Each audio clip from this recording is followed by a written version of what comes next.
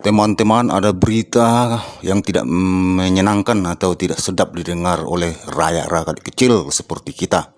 Rakyat-rakyat jelata yang banyak menderita saat ini di negara kita ini. Ternyata Bapak Presiden Republik Indonesia Prabowo telah mengeluarkan atau membebaskan para penjahat-penjahat koruptor yang ada di Indonesia ini, yang bahkan sudah ditangkap dan dijebloskan ke tahanan dan bahkan sudah menjalani proses persidangan. Ternyata dalam persidangan itu mereka, menurut daripada jaksa dan hakim, mereka diyakini melakukan tindak pidana korupsi. Maka mereka sudah dijatuhkan sebenarnya hukuman mereka, cuman karena mereka itu tidak sepakat ataupun tidak menerima daripada hukuman yang dijatuhkan oleh hakim kepada mereka, seperti yaitu Lembong dan Hasto. Mereka lantas diberikan oleh Prabowo yaitu suatu keistimewaan daripada hak presiden. Presiden langsung memberikan abolisi. Jadi mereka sekarang sudah menghirup udara segar dan bebas murni, tanpa ada hambatan, tanpa ada rintangan. Mereka langsung dikeluarkan dari tahanan ataupun dari penjara.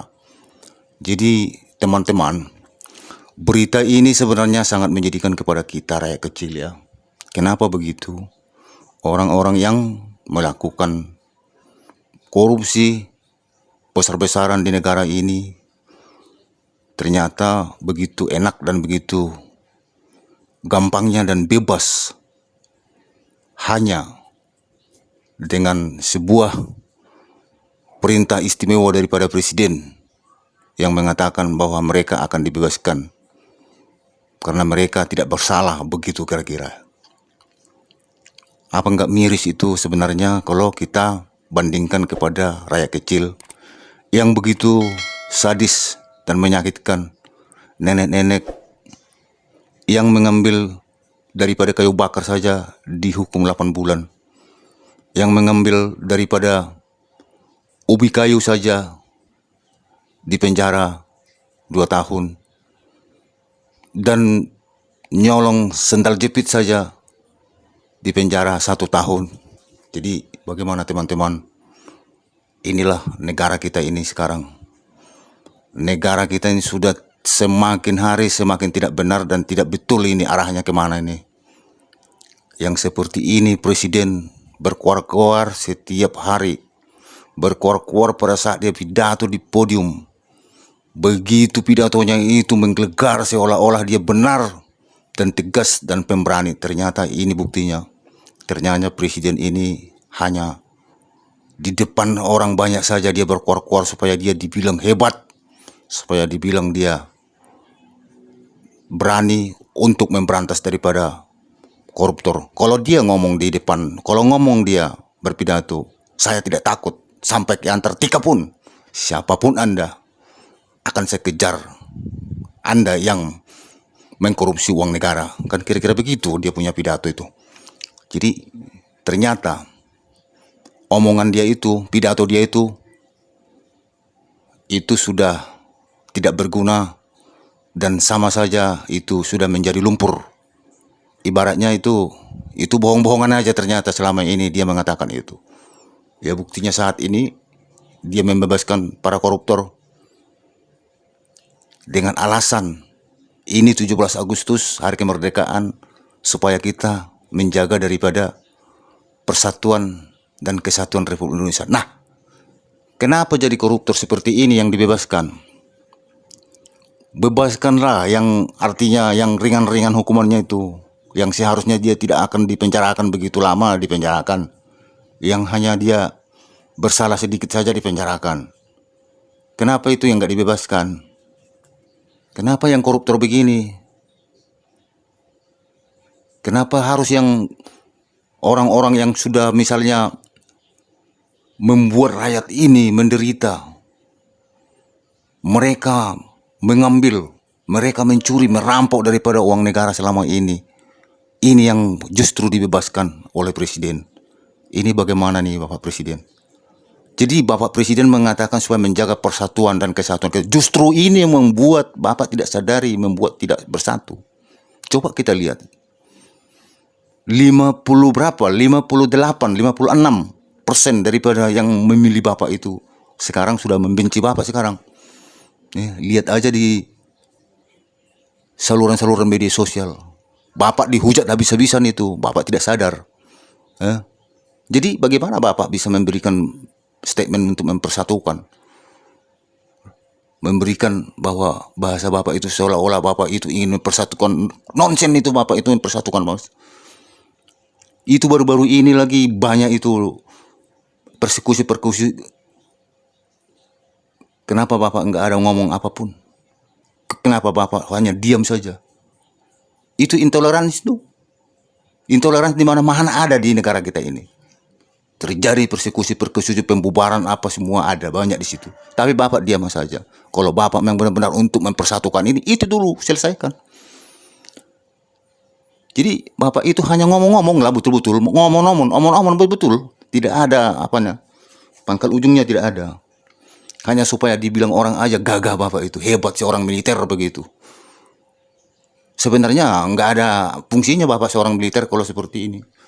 Ya buktinya Bapak penakut kok, pengecut. Jadi Bapak bilang bahwa Bapak membebaskan mereka itu ya supaya mempersatukan daripada negara ini, mempersatukan. Lihat aja itu, setelah Bapak membuat tidak benar ini di negara ini, banyak yang pro kontra dengan kebijakan-kebijakan Bapak itu. Bapak mengatakan bahwa dalam 17 Agustus ini seluruh rakyat Indonesia akan mengibarkan bendera. Tapi lihat, Bapak lihat nggak? Banyak yang mengibarkan bendera hitam itu, yang lambang tengkorak itu. Itu bendera artinya melambangkan bahwa keadilan ini sudah tidak kelihatan lagi di negara ini. Jadi Bapak mengatakan itu seolah-olah sepertinya macam-macam apa ya dibilangnya, supaya Bapak itu dibilang orang itu hebat, memang betul-betul nasionalis apa. Nonsen.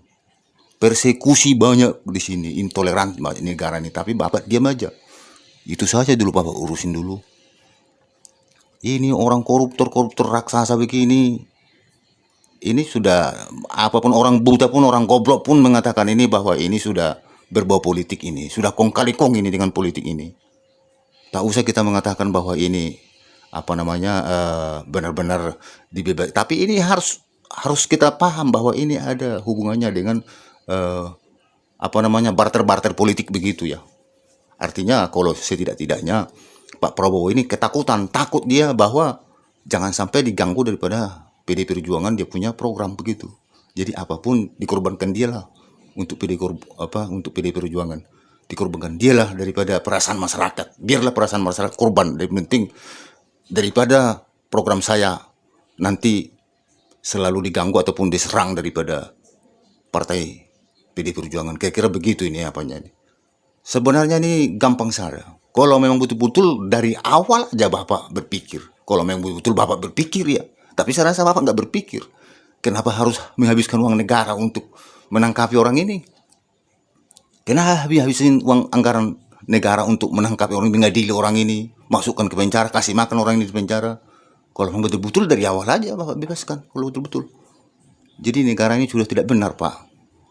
Semenjak Bapak yang ada di depan negara ini, di atas negara ini, yang paling tinggi di negara ini, coba tanya satu persatu masyarakat di Republik ini. Coba buatkan survei dulu Pak. Jadi jangan Bapak asal senaknya bukan kebijakan-kebijakan tak masuk akal di negara ini gitu. Banyak kebijakan-kebijakan yang tidak masuk akal. Daripada pembantu-pembantu Bapak itu pun banyak kebijakan yang tidak masuk akal. Yang gimana ya, yang tidak membuat pro rakyat gitu kebijakan-kebijakan Bapak itu. Jadi udahlah Pak, janganlah terlalu banyak lagi retorika-retorika gaya-gayaan begitu. Buatlah masyarakat ini senyaman mungkin supaya senang melihat Bapak ke depan begitu.